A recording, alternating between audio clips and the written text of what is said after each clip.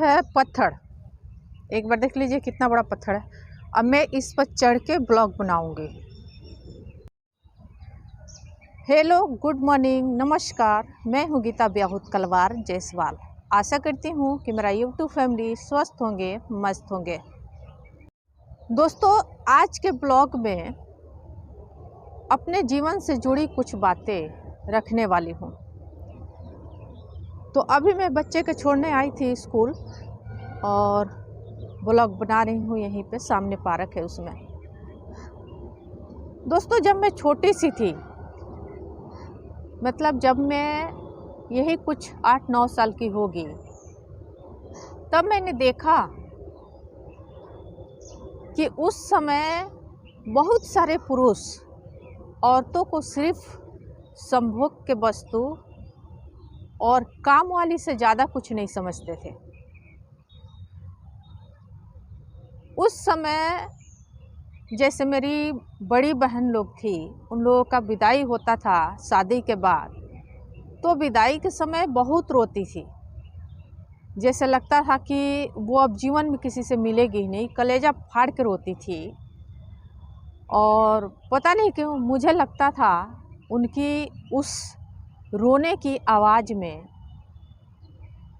कि वो कह रही है कि बाबूजी, मुझे अपने ही पास रख लो ना, हमको दूसरे घर में मत भेजो ना। मुझे बड़ा तकलीफ़ देता था उनके आंसू।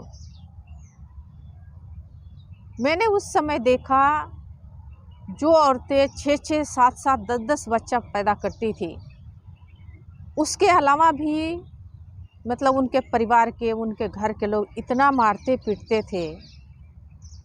बचपन से मैंने ये देखा, समाज के ये सारे चीज़, नियम, प्रथा, सब चीज़ मैंने देखा।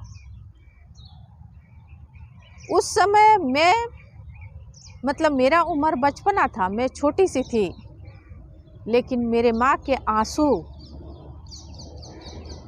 और दर्द, मतलब मेरे साथ ज़्यादा दिन नहीं मेरी माँ रही। बचपन में ही वो 8 साल की उम्र में दुनिया से चल बसी, दुनिया को अलविदा कह दिया। लेकिन उस समय जो समाज में हो रहा था वो बड़ा ही गलत हो रहा था। मेरी माँ के आंसू में दर्द था, पीड़ा था, इस पुरुष प्रधान समाज की वजह से।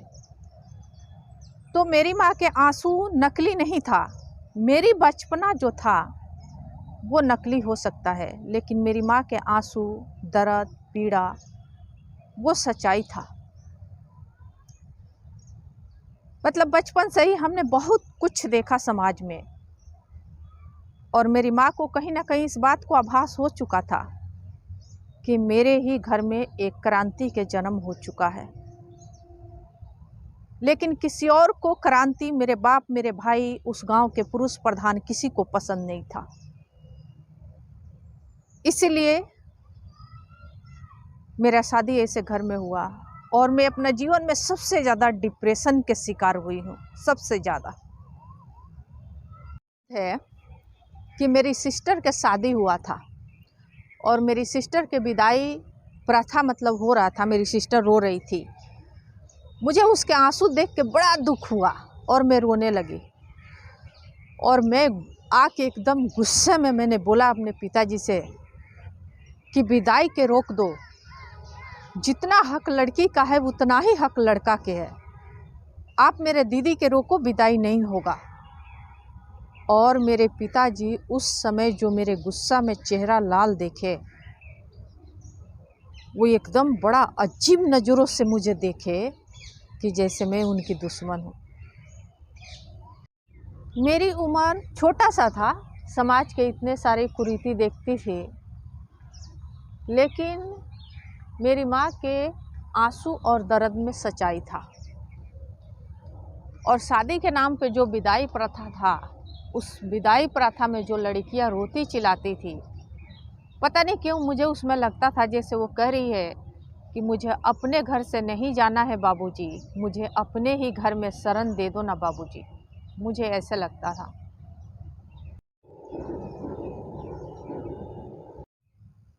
दोस्तों, आज के ब्लॉग यहीं समाप्त करती हूँ।